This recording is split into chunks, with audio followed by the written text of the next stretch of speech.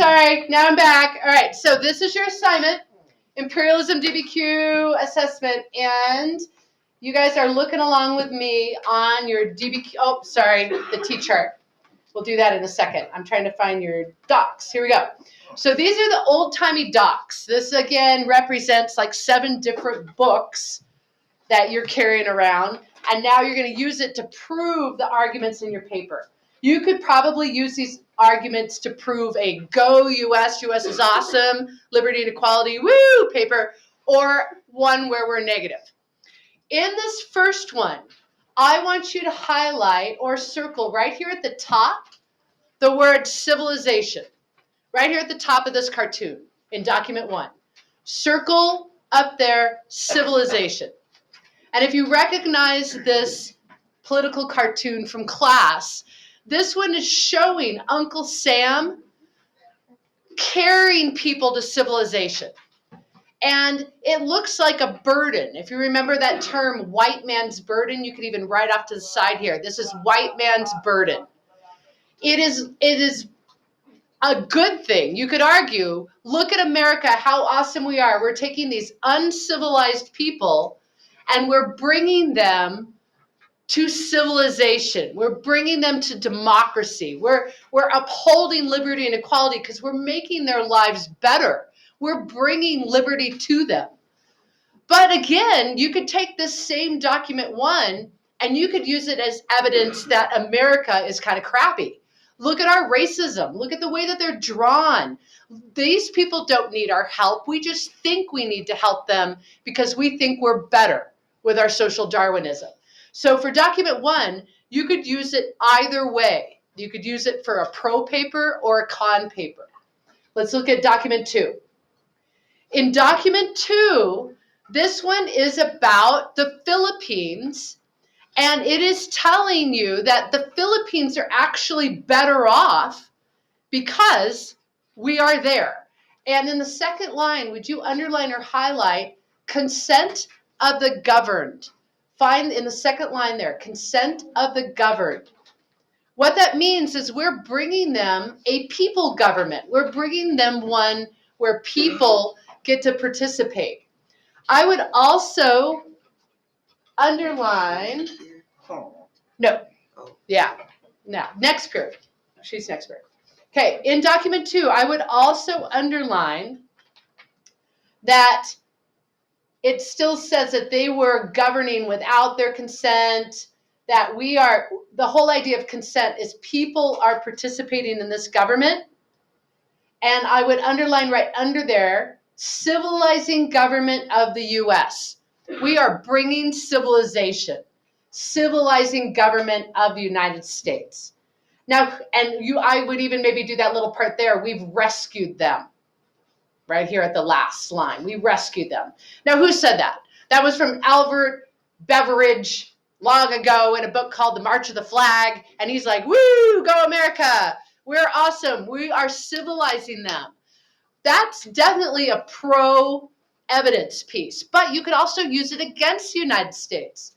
Who do we think we are going into the Philippines and treating them like the Native Americans? That we are putting our culture on top of them, and then that strips away their culture. It even says in here about the Native Americans, we strip their culture away. That could be evidence that we're not acknowledging their culture sensitively. Let's look at document 3. Document 3, would you circle down here the Platt Amendment? This is the Platt Amendment. If you were not here for our war with Spain, we talked about how we kind of started a war with Spain to liberate Cuba. So this whole document 3 off to the side, I want you to write Independence Cuba off to the side of document 3. Write down Independence Cuba. This one's about getting Cuba independence. It even says it in the 3rd line right here. Independence of Cuba, I would underline. Independence of Cuba. And then this is the legal document that says we will control Cuba and help it be better. I use little fingers for that. We're going to help it be better. And it says it right down in here that we reserve the right, in the third paragraph, we reserve the right to intervene in Cuba independence. In the next line, it says that we're going to give them liberty. So I'd underline liberty. So we are governing Cuba. Again, a pro example. There we are saving Cuba, but it also is a negative. You could use it as a negative because we never really gave Cuba full independence. We controlled it like a puppet. Okay, document 4. Let's move on. In document 4, Jet, you okay? Hanging in there? Okay. Off to the side, I want you to write double standard. A double standard. And what is a double standard? It's where you say one thing and then you do another. So William Subner, he's going to diss the U.S. here. He's going to say, oh yeah, you say that you're all about liberty and then you take it away from other countries. And he says that here in about the third line. It goes liberty for that Americans talk about, and then we don't give it. So he says that we talk about liberty, but we don't give it. And that's what this third line and fourth line says. So it is a double standard. He's smack talking the U.S. Okay, next document, number 5. Oh my God, there's a lot of documents. Hi, good to see you. So in this next document, there's so many documents here. Let's look back at the front.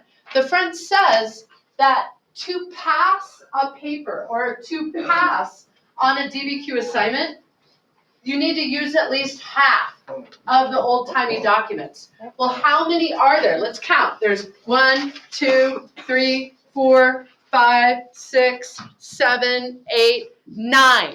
What would half be? 4 to like pass, or 5 to pass. You eventually are going to get so good that you can use them all. But it's baby steps. For this first poster, you're going to shoot for about 4 or 5 that enhance, again, your paper. But by the end of this course, you're going to get so good at writing these papers that you'll be able to use them all.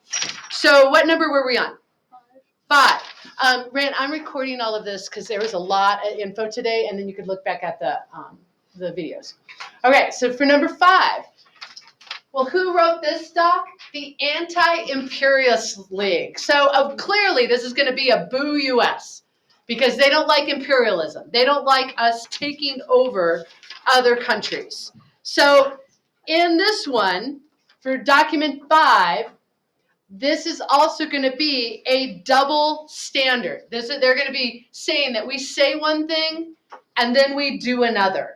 So in this, I would use the third line. We denounce the slaughter of the Filipinos. In the third line, underline, we denounce the slaughter of the Filipinos. In the next line, American sovereignty by Spanish methods. What that means is we're doing the same thing Spain did. We are, at the very last line here, a despot. And the very last line where it says despotism, that means dictator. So you could say that that means dictator. What is a dictator? A really crappy leader who doesn't listen to the people. So that Anti-Imperialist League is saying that we are bad, bad, bad. I think that that one is very hard to use as a pro. So if you're writing a Go US pro paper, maybe don't use document 5. That would, or you could use it for the concession. Okay, document 6. Document 6, you might have seen this one before. This is a political cartoon. And this one's coming from Puck Magazine in 1897. And it's about Hawaii, annexing Hawaii. Off to the side, you could write that annex is spelled A-N-N-E-X, to annex. So we snagged Hawaii. You could use this as a pro or a con, because you could say, oh, look, we got Hawaii, and clearly Hawaii needs to be controlled because there is a general behind her kind of keeping her in control. Or you can interpret this cartoon as she does not want to marry Uncle Sam. They do not want to be one of our states. They do not want to be attached to the United States, but we really wanted the sugar. We really wanted that port. We did it anyway. So you could use this one either as a pro or a con. Let's go to the next one. Got a couple more. Document 7. Off to the side, I want you to write, "We are the police," for document 7. Tom, you hanging in there? Yeah, okay. Off to the side, write down, I'm almost done. "We are the police," off to the side. Document 7 talks about how we need to go in and keep the order. It says so right here in the 3rd line. We're keeping countries stable, orderly, and prosperous and wealthy. We're so awesome. We're doing that. We are the Superman of the world. We also, in that 4th line, we pay its debts. We take care of their financial burdens. And who said this? Theodore Roosevelt. He's like, I know the Monroe Doctrine said we had to stay on our side of the world, but we care about making countries prosperous, stable, and orderly. So there is this part here about the Monroe Doctrine that I would underline right here, Monroe Doctrine, but he's saying that we're going to overlook that to keep these countries safe. We're so awesome. Aren't we awesome? Hooray. But you could also argue that against the United States because the Monroe Doctrine said we were supposed to stay over on our side of the world and not get involved in Europe. Okay, almost done. Number 8, in this old-timey law document, I want you to circle down here. It says the Foraker Act. And what is the Foraker Act? It's about Puerto Rico, which clearly they didn't even care about because they don't even spell it right up top. Puerto Rico, and they called it Puerto Rico instead of Puerto Rico. They didn't even use the Spanish spelling of it. This is outlining how the United States will protect it. So in this line, kind of in the 2nd paragraph, last line of the 2nd paragraph, protection of the United States. This is outlining how we will keep it as a colony. And in that section 27 down at the bottom, underline the 2nd line where it says there will be 2 houses, meaning that we will always control Puerto Rico. Even today, Puerto Rico is controlled like a puppet by the United States. They're our colony. They don't get to have full sovereignty. So you could argue that as a con. We never gave them full independence. But you could also do it as a pro. Hooray, we liberated Puerto Rico. We still protect it with our control. Last document. Last document is from the San Francisco Argonaut. That was a newspaper. This one off to the side is about white man's burden. Could you please write down for number 9? Again, I'm translating these really hard to read, old-timey snippets. That one is about white man's burden. And what was the white man's burden? It's where we're going to go in and help them. This one is also about resources. So write down resources. It says it right here in that top line, underline, that it's about dense forests and valuable timber and precious metals and fertile land. We're just going to help ourselves to the resources. Hooray!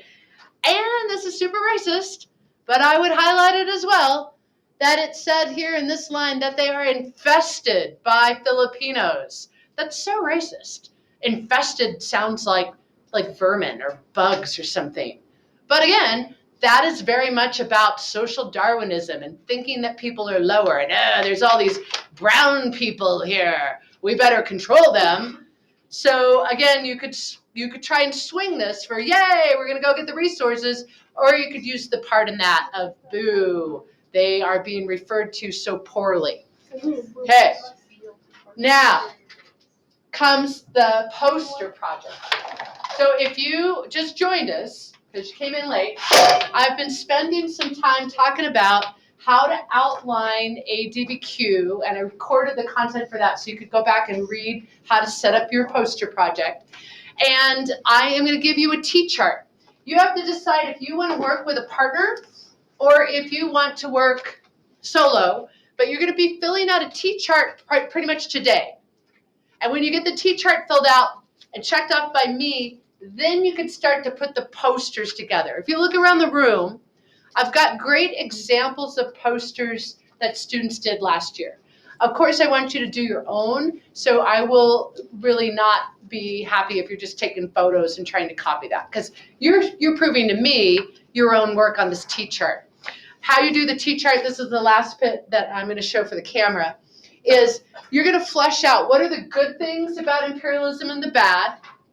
Then you're going to decide which paper do you want to write. Do you want to write yay US or boo US? Totally your choice. I won't judge you. I want you just to be able to argue. Then you've got to flesh out with the docs. Well, if you've got your arguments here, what's in the doc that's all spicy, that's going to highlight what historical evidence can you use from those old docs? And then on the back side will be your mapping thesis that you guys are going to show me. And I'm going to pause this video so I can upload